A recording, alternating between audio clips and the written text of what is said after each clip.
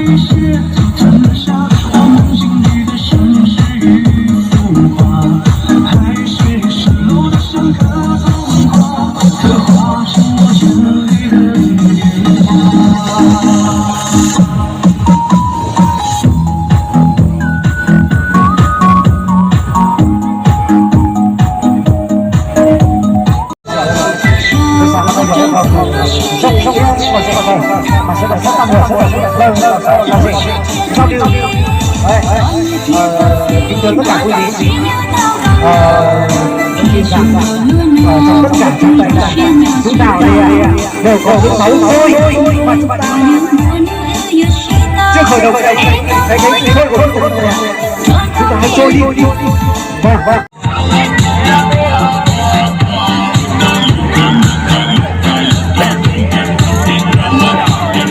You are feeling slowly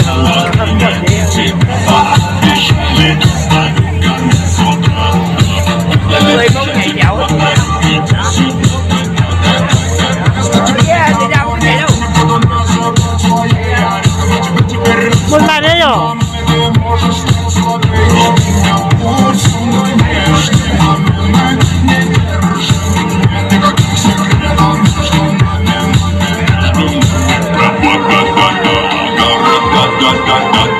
Я сказал, иди сюда, и ты сказала, да-да-да, между нами я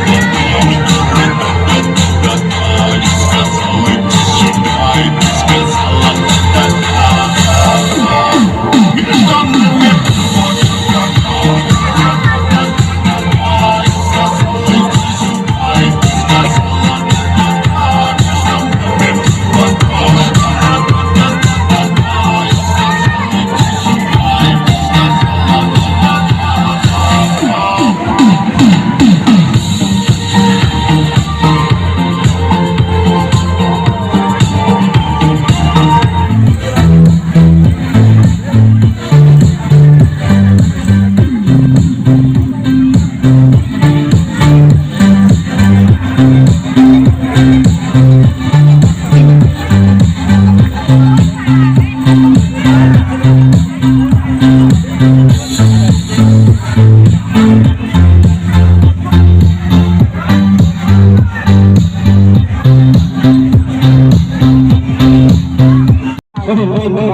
giao lưu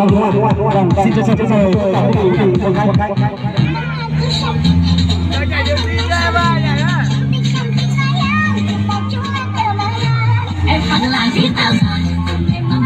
Sâu sâu gió trong tư lung sờ sờ. Cho nó có được bây giờ có chờ là chỉ cho bây giờ mình đưa có chờ ta xin ra lịch qua chỉ đưa đặt cái sẽ là gì không có xử lý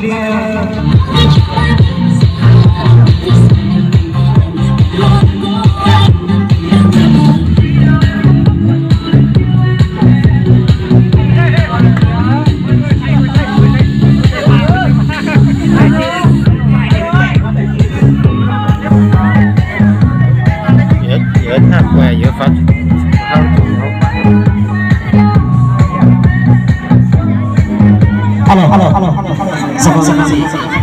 kính thưa